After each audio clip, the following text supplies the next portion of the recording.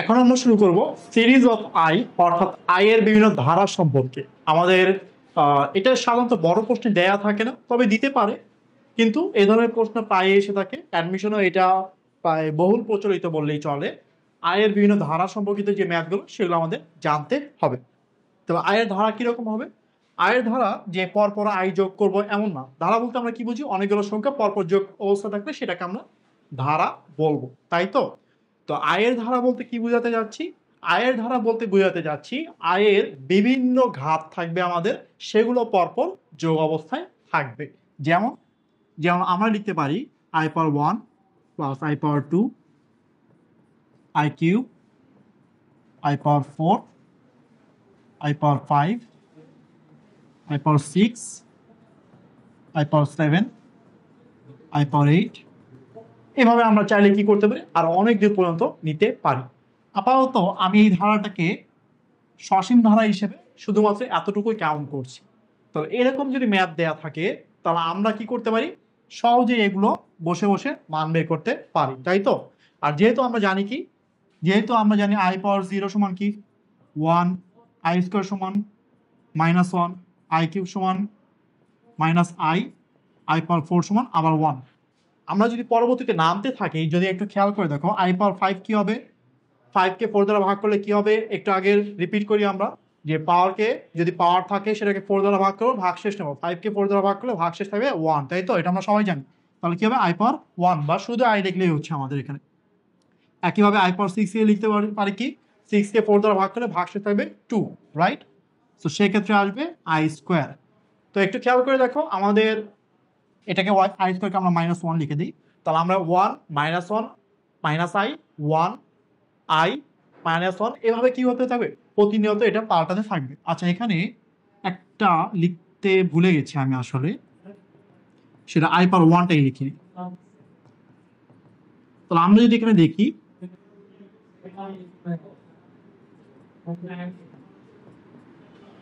I power 0 1 i -1 -i, এটাই দেখো বারবার কি হচ্ছে, রিপিট হতে থাকবে। তাহলে আমরা যেটা বুঝি সেটা হচ্ছে নর্মাল চোখের দেখাতে আমাদের ঘাত যদি এক করে বাড়ে, অর্থাৎ ঘাত যদি ক্রমিকভাবে বাড়তে থাকে, সেক্ষেত্রে একই ধরনের সংখ্যাগুলোই পরপর আসতে থাকে। আর যদি একটু খেয়াল করে দেখো, এটা 1, এটা -1, রাইট? এটা যদি 1 হয় তাহলে এটা হবে -1, আর এটা যদি i হয় এটা হবে -a। পরবর্তীতে দেখবা একই জিনিসই বারবার আসছে। তো এগুলো যদি আমরা পরপর চারটা যোগ করি তাহলে কি হচ্ছে একটু খেয়াল করে দেখো তো। এই চারটা যদি আমরা পরপর যোগ করি, আমি যদি লিখি এখানে 1 প্লাস i -1 -i, খেয়াল করে দেখো প্লাস i -i কাটা যাচ্ছে, +1 -1 কাটা যাচ্ছে। তাহলে এখানে কত আসছে? 0। এইভাবে তুমি যদি যে কোনো পরপর চারটা ক্রমিকভাবে যদি নিয়ে থাকো, এরকম আয়ের ঘাত যদি ক্রমিকভাবে আগাতে থাকে আর তুমি যদি পরপর চারটা নাও, সেক্ষেত্রে পরপর চারটি এরকম সংখ্যার যোগফল হবে 0। তাহলে আমি যেটা বলতে চাচ্ছি সেটা যদি আমরা ম্যাথমেটিক্যালি লিখতে চাই, সেটা হবে অনেকটা এরকম, যে i power a plus i power b plus i power c plus i power d. এখানে যদি এ বি সি ডি ক্রমিক সংখ্যা হয়, এ বি সি ডি ক্রমিক সংখ্যা হয়ে থাকে,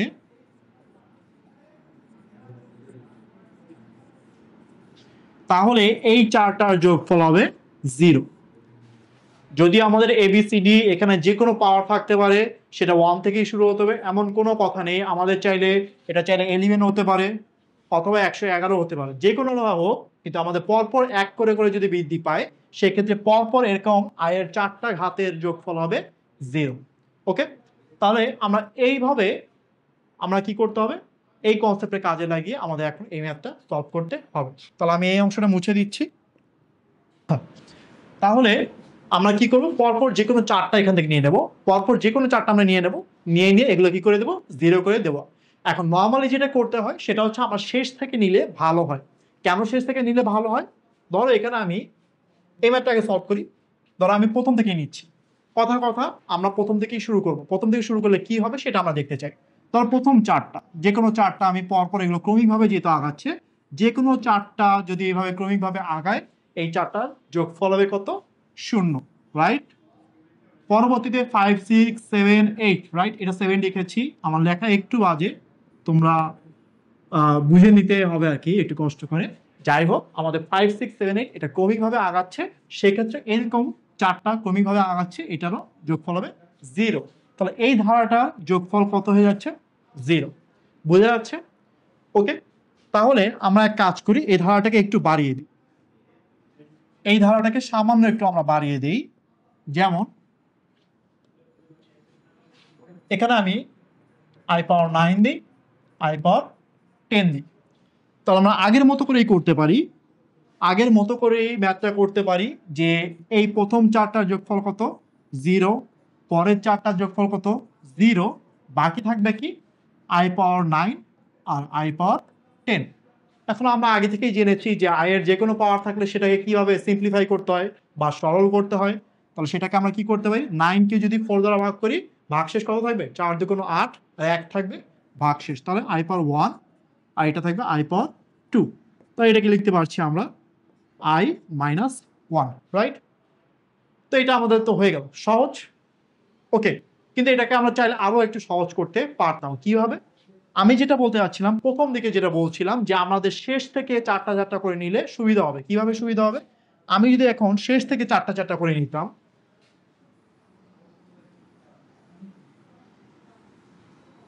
এখানে এই চারটার যোগফল কত? 0 7 8 9 10 ক্রমিকভাবে আছে। এই চারটার যোগফল কত? 0 ক্রমিকভাবে আছে। বাকি থাকলো কি? i পাওয়ার 1 আর i পাওয়ার 2। তাহলে এটাকে যদি আমি এখানে লিখি, সেটা হতো i প্লাস হচ্ছে i স্কয়ার, রাইট। তাহলে এখানে আমার আসলো কি? i - 1। তাহলে আমার সেম এই প্রসেসটাই হলো, কিন্তু আমাকে যখন এখানে i পাওয়ার 9 আর i পাওয়ার 10 কে সিম্পলিফাই করতে হচ্ছিল, সে প্রথম থেকে নেওয়ার কারণে শেষের দুটো বাকি থেকে গেছে। কিন্তু এখন আমরা কি করতে পারলাম? শেষের থেকে যদি আমরা চারটা চারটা করে নিয়ে থাকি, প্রথমের গুলো কি থাকলো? বাকি থাকলো, আর প্রথমের গুলো সিম্পলিফাই করার প্রয়োজন হয় না। ফলে আমরা কি করতে পারি? সহজে এই ম্যাথগুলো সলভ করতে পারি। আচ্ছা, তাহলে সবার প্রশ্ন থাকতে পারে, ভাইয়া এত সহজ তো দেবে না, তাই না? যে 1 2 3 4 5 6 7 8 9 10 এগুলো তো সবাই পারে। এগুলো তো যারা একেবারে একেবারে নিচের দিকের ছাত্র, ওইভাবে বলবো না, যে যারা একেবারেও কম পারে তারাও কি করতে পারে? বসে বসে ওই যে 4 দ্বারা ভাগ করে করে ভাগশেষ দিয়ে করতে পারবে, তাই না? তো আমাদের প্রশ্ন এগুলো দেবে না, প্রশ্ন তো দেবে কঠিন, তাই না? তাহলে আমরা একটু কঠিন প্রশ্ন দিকে যাই। আমরা একটু কঠিন প্রশ্ন দেখি যে কঠিন ধারাগুলো কিরকম হতে পারে। আচ্ছা, কঠিন ধারা ধরো কিনা শুরু করলো i পাওয়ার 32 থেকে, এরপরে i power 33, i power 34, dot dot dot, এভাবে ধরো i পাওয়ার 80 পর্যন্ত গেল। আমার মাঝখানে এগুলো লেখা থাকবে না, আমার ধারাটা দেখে চিনতে হবে এটা কোন ধরনের ধারা। যেহেতু এখানে কি হচ্ছে? ক্রমিকভাবে ঘাতগুলো আগাচ্ছে, মাঝখানে যতগুলো সংখ্যা থাকবে, যতগুলো আয়ের ঘাত বিশিষ্ট সংখ্যা থাকবে, সবগুলোর ক্ষেত্রে এভাবে ক্রমিকভাবে আগাবে, মোট 80 পর্যন্ত হবে, তাই তো? তাহলে আমরা কি এখন বসে বসে এই 80 পর্যন্ত সবগুলোকে লিখবো? লিখে লিখে চারটা চারটা করে জোড়া করব, এরপরে প্রত্যেকটা 0 বসাবো, এরপরে লাস্টে কয়টা বাকি থাকবে সেটা দেখবো? অবশ্যই না। আমাদের কি করতে হবে? আমরা সহজেই করতে পারি। কিভাবে? আমরা জানি যে এখানে চারটা চারটা করে জোড়া হবে, তাই তো? তাহলে আমরা এখানে দেখি মোট কয়টা সংখ্যা আছে। যে কয়টা সংখ্যা আছে সেটাকে যদি আমি 4 দ্বারা ভাগ করি, তাহলে কয়টা সংখ্যা বাকি থাকবে সেটা আমরা জানবো, রাইট? তাহলে আমরা এখন তাই করব যে 32 থেকে 80 পর্যন্ত মোট কয়টা সংখ্যা আছে। ইজি। 80 থেকে কি করব? 32 বিয়োগ করব, রাইট? সম্পূর্ণ 0 দিয়ে দেবে, ঠিক আছে? তোমার ম্যাথ এখানেই 0 হয়ে যাবে। অবশ্যই কি হবে? এখানে 1 যোগ করতে হবে। তাহলে এখান থেকে আমরা দেখছি কত, যদি আমরা বিয়োগ করি, বিয়োগ করলে আসবে 48 + 1। তাহলে এখানে আমার মোট 49টা সংখ্যা আছে, 49টা সংখ্যা আছে। তাহলে আমরা যেহেতু 49টা সংখ্যা আছে, প্রত্যেকটাকে চারটা চারটা করে জোড়া করি, অর্থাৎ 4 দ্বারা ভাগ করি। 49কে যদি আমরা 4 দ্বারা ভাগ করি,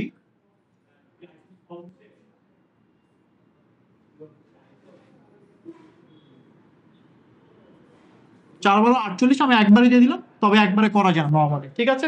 এটা সিম্পলি একটা একটা করে করতে হয়। যাই হোক, তাহলে আমরা যদি এখানে চারটা চারটা করে জোড়া করি অথবা গ্রুপবদ্ধ করি, জোড়া না আসলে গ্রুপবদ্ধ করি চারটা চারটা করে, আমাদের মোট কয়টা গ্রুপ হবে? মোট 12টা গ্রুপ হবে। আমরা এখান থেকে মোট 12টা গ্রুপ পাবো, আর বাকি থাকবে কয়টা অংশ? বাকি থাকবে কেবলমাত্র একটা সংখ্যা, রাইট? তাহলে আমরা শেষ থেকে যদি এখানে গ্রুপ করতে করতে আসি, এখানে আমার মোটে 12টা গ্রুপ হবে। 12টা গ্রুপে আমাদের মোট 4 12 48টা সংখ্যা এখানে অ্যাড হয়ে যাবে, বাকি থাকবে লাস্টের এই একটা, রাইট? তাহলে আমরা এখান থেকে সহজেই বলে দিতে পারি i পাওয়ার 32 হবে অ্যান্সার। তবে আমাদের সাধারণত একটু ভেঙে লিখতে হয়, যেটা কিনা আমাদের i power 33, i power 34, i power 35, i পাওয়ার 36, এভাবে 4টা লিখলাম। আবার শেষ থেকেও 4টা লিখতে হবে, যেমন হচ্ছে i power 77, i power 78, i power 79, i পাওয়ার 80। এগুলো জোড়বদ্ধ, তেমনই মাঝখানে গুলো জোড়বদ্ধ হবে। তাহলে থেকে যাবে কি? থেকে যাবে হচ্ছে i পাওয়ার 32। আর এগুলো কি? এগুলো সব জিরো। আমরা তো আগেই কনসেপ্টটা পড়ে এসেছি, তাই না? তাহলে এখন আমরা আগের মতোই i পাওয়ার 32, i এর যে কোনো পাওয়ার, যে কোনো যদি বাস্তব পাওয়ার দেওয়া থাকে, অবশ্যই i পাওয়ার i না, সেটাকে ভিন্ন নিয়মে করতে হবে। i পাওয়ার 32 দেওয়া থাকলে সেক্ষেত্রে আমরা এটাকে কি লিখতে পারি? 4 × 8 + 0 অথবা 32 + 0, অর্থাৎ এখানে কোনো ভাগশেষ থাকে না। তাহলে এটাকে আমরা কি লিখতে পারি? i পাওয়ার 0। তাহলে i পাওয়ার 0 সমান কি? 1। তাহলে আমরা সহজেই, আমরা যদি কয়েকবার এই ম্যাথটা করে ফেলি, তাহলে আমরা পরীক্ষায় দেখা মাত্র এটার অ্যান্সার বলে দিতে পারবো। আমরা এমসিকিউ দেখে আমাদের বসে বসে এত বড় ম্যাথ করতে হয় না। আর সাধারণত এমসিকিউ গুলো এভাবেই দেওয়া থাকে, যাতে কিনা যারা একটু কম পারে তারা সময় বেশি নষ্ট করে, তাই না? কিন্তু এটা আমরা কি দেখলে কি 30 সেকেন্ডে ম্যাথটা করে দিতে পারবো না? আমরা শুধুমাত্র বের করবো কয়টা সংখ্যা আছে এখানে, গ্রুপবদ্ধ করে ফেলবো, আর কয়টা সংখ্যা বাকি থাকবে, সেই কয়টা সংখ্যা প্রথম থেকে নিয়ে নিলে আমার ওইটাই হবে কি অ্যান্সার, রাইট? আর এটাকে সিম্পলিফাই করে দিলাম, তাই তো? তাহলে এটা আমাদের মোটে 1 মিনিটও লাগবে না এমসিকিউটা। যদি এমসিকিউ আসে অথবা সৃজনশীল আসে সৃজনশীল, তাহলে আমাদের এটা নিয়ে তেমন একটা পরিশ্রম করার প্রয়োজন হবে না। ঠিক আছে? তাহলে আমরা আয়ের যে কোনো ধরনের ধারা সম্পর্কে জানতে পারবো। এছাড়াও আমাদের অনেক ধরনের ধারা আসে, আমাদের গ্যাপে গ্যাপে সংখ্যা থাকে, সে ধরনের ধারা থাকে।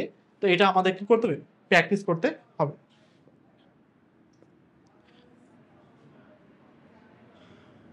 আচ্ছা, তাহলে আমরা আজকে মোটামুটি জটিল সংখ্যার বাস্তব পার্টটা সম্পর্কে জানলাম।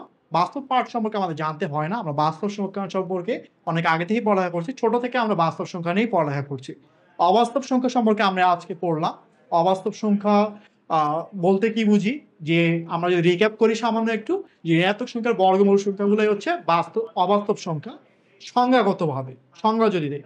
আর আমরা কি বলবো, যে আই কি? আই হচ্ছে অবাস্তব সংখ্যার ইউনিট। এটার সাথে যে কোনো সংখ্যা গুণ করে দেই, b into i, x into i, যে কোনো সংখ্যা, এর বি এক্স যে কোনো সংখ্যা হতে পারে, বাস্তব সংখ্যা হতে পারে, গুণ করে দিলে সেটা হবে কি? একটা অবাস্তব সংখ্যা। আর একটা অবাস্তব সংখ্যা আর একটা বাস্তব সংখ্যা, এই দুটো মিলে আমাদের তৈরি হবে জটিল সংখ্যা। আচ্ছা, তাহলে আমরা পরের অংশটাতে চলে আসি। আমাদের জটিল সংখ্যার গ্রাফিক্যাল রিপ্রেজেন্টেশন, এটা আমরা জ্যামিতিকভাবে কিভাবে প্রকাশ করি, অর্থাৎ আমরা ছক কাগজে কিভাবে প্রকাশ করে থাকি। তো ছক কাগজে আমরা যেভাবে প্রকাশ করে থাকি সেটাকে বলে আর্গান্ড ডায়াগ্রাম অথবা হচ্ছে আর্গন্ড লেখচিত্র। তাহলে আর্গন্ডের লেখচিত্র বলতে আমরা কি বুঝি সেটা আমরা একটু দেখব। নাম শুনে মনে হতে পারে অনেক কঠিন টপিকটা, কিন্তু আসলে না। আর্গন ডায়াগ্রাম কি? আমরা নর্মালি যে কার্তেসীয় লেখচিত্র চিনি, কার্তেসীয় সমতল চিনি, ওইটাই আর্গন ডায়াগ্রাম। কিরকম? আমরা কার্তেসীয় লেখচিত্রটা কি চিনি, বা কার্তেসীয় সমতল বলতে কি চিনি? আমাদের কি থাকবে? একটা এক্স অ্যাক্সিস থাকবে আর একটা ওয়াই অ্যাক্সিস থাকবে, রাইট? এটা হচ্ছে আমাদের এক্স অ্যাক্সিস, আর আমাদের একটা ওয়াই অ্যাক্সিস থাকবে, তাই তো? তাহলে আমাদের আর্গান ডায়াগ্রামটাও সেম জিনিস, কার্তেসীয় একটা সমতল থাকবে। তবে চেঞ্জ কিসে? আমাদের কার্তেসীয় সমতলে আমাদের এক্স অ্যাক্সিস বরাবর হোক অথবা ওয়াই অ্যাক্সিস বরাবর হোক, আমাদের সবসময় বাস্তব সংখ্যা বসাতে হতো। যেমন যেমন আমাদের সামান্য একটু সময় লাগবে। আচ্ছা, কলমটা পড়ে গেছিল। আমাদের বাস্তব সংখ্যা বসাতে হয় বলছিলাম আমরা কার্তেসীয় সমতলে। কিরকম? যে আমরা 3 4 একটা বিন্দু দেওয়া থাকলে আমরা কার্তেসীয় সমতলে যদি বসাতে চাই, তাহলে এখানে কি করব? 3 একক ধর আমরা সামনে আগাবো, তাহলে এখানে 3 একক ঘর সামনে আগাবো, আবার কি করব এখানে 4 একক ঘর উপরের দিকে যাব, সেটা কি হবে এই যে এখানে, রাইট? তাহলে এই দুইটা লম্ব যেখানে পড়বে সেটাই হবে কি আমার ওই বিন্দুটা। তাহলে কার্টেসীয় সমতলে আমরা কি করি, এভাবে বিন্দুর স্থানাঙ্ক বসিয়ে থাকি। আমাদের জটিল সংখ্যাটাও প্রায় সেম জিনিসই। কি হবে সেম জিনিস? আমরা একটা জটিল সংখ্যা লিখি, সেটা হচ্ছে এবার আর a প্লাস আইবি দ্বারা লিখি না, আমরা সরাসরি আমাদের যেরকম জটিল সংখ্যা লিখতে হয় সেরকমই লিখি, যেমন 3 প্লাস 4i, রাইট? আমরা যেটা করতে পারি, আমরা জানি যে 4i সম্পূর্ণটা কি অবাস্তব সংখ্যা বা ইমাজিনারি নাম্বার, তবে 4 আর 3 দুইটা কি বাস্তব সংখ্যা না? আমরা চাইলেই করতে পারি কি 3 আর 4 মিলে একটা কি করতে পারি, বিন্দুর স্থানাঙ্ক তৈরি করতে পারি। আর এই বিন্দুর স্থানাঙ্ক যখন আমি এখানে বসিয়ে দেব, সেটাই হয়ে যাবে কি, সেটাই হয়ে যাবে আমাদের আর্গান ডায়াগ্রাম। এই বিন্দুটাই এখানে চিহ্নিত করে যে এই জটিল সংখ্যাটা। তাহলে আমরা এখানে কি করলাম, আমরা এখানে এক্স অ্যাক্সিস বরাবর তো বাস্তব সংখ্যায় বসালাম, তবে যেহেতু এখানে 4i ছিল, তা আমরা কি ওয়াই অ্যাক্সিস বরাবর আমরা কি বসিয়েছি, ওয়াই অ্যাক্সিস বরাবর আমরা ইমাজিনারি নাম্বার বসিয়েছি। আমরা যদি এখানে আসি, এটা আমাদের একটা বইয়ে থেকে নেওয়া চিত্র, আমাদের বইয়ে এভাবে দেওয়া আছে। যদি আমরা বইয়ের এই চিত্রটা দেখে থাকি, এখানে খেয়াল করে দেখো এক্স ও এক্স ড্যাশ এক্স অ্যাক্সিস বরাবর কি করেছে, এখানে 1 2 3 4, এখানে 4 একক বাস্তব সংখ্যায় বসিয়েছে। কিন্তু ওয়াই অ্যাক্সিস বরাবর যদি তোমরা দেখে থাকো, তাহলে এখানে দেখো আই লিখেছে, এরপরে 2i, এরপরে 3i, নিচের দিকেও দেখো -i -2i -3i। তো কি করেছে, এক্স অ্যাক্সিস বরাবর বাস্তব সংখ্যাটা বসালো, ওয়াই অ্যাক্সিস বরাবর আমাদের কি বসাতে হবে, ইমাজিনারি নাম্বার বসাতে হবে। তাহলে আমরা কার্টেসীয় সমতলে যদি কি করি, ওয়াই অ্যাক্সিস বরাবর শুধুমাত্র ইমাজিনারি নাম্বার বসাই, সেটাই হয়ে যাবে কি, সেটাই হয়ে যাবে আর্গান ডায়াগ্রাম। ওকে, তাহলে এখানে দেখে থাকো যে আমাদের এখানে 4 প্লাস 3i একটা অবাস্তব সংখ্যা, এখানে আমাদের আর্গন ডায়াগ্রামে চিহ্নিত করতে হবে। তাহলে কি করতে হচ্ছে, আমাদের প্রথমে এরকম কি করতে হবে, একটা বিন্দু স্থানাঙ্ক বানিয়ে নিতে হবে। তাহলে এখানে কত 4 আর এখানে 3, এই দুটোকে একটা বিন্দু বানিয়ে নিলাম, বিন্দু স্থানাঙ্ক বানিয়ে নিলাম। এবার কি করব, এখানে 4 একক, ওখানে 3 একক, আমরা নর্মালি যেভাবে কার্টেসীয় সমতলে লেখচিত্র আঁকি সেভাবে। তো এখানে আমাদের এই যে এখানে এই পয়েন্টটা আসলো, এই পয়েন্টটাই কি হবে আমাদের, এই পয়েন্টটাই হবে কিনা আমাদের এই জটিল সংখ্যার আর্গান ডায়াগ্রাম। ঠিক আছে,